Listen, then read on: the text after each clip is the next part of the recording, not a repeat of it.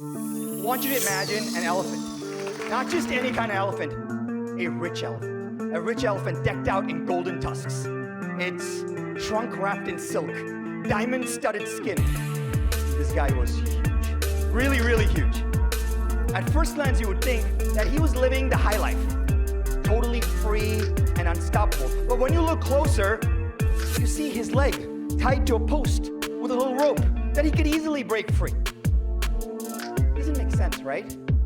Well, you probably have seen it too. Maybe at a circus or at a zoo where an adult elephant has its leg tied to a post with a little rope.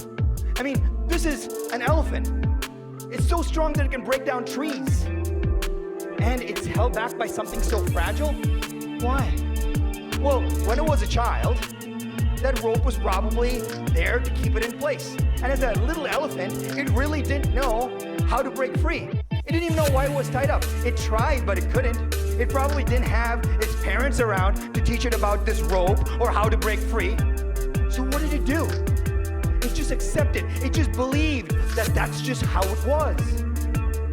And as it grew into a big, strong, even a rich elephant, the rope just remained.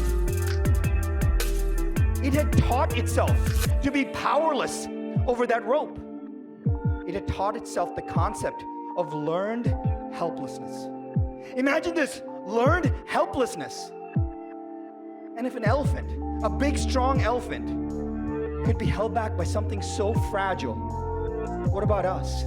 Sometimes, maybe you will agree with me that you and I are maybe feel stuck by some everyday hesitations and excuses, unknowingly.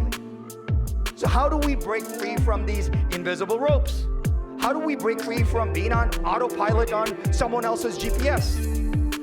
We all have big goals.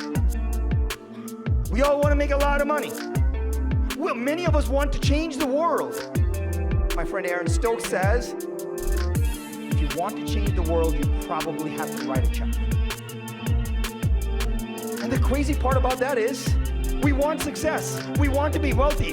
And most importantly, we want our children to be wealthy. How do we get our children to be wealthy? In fact, there's a 3 simple part conversation.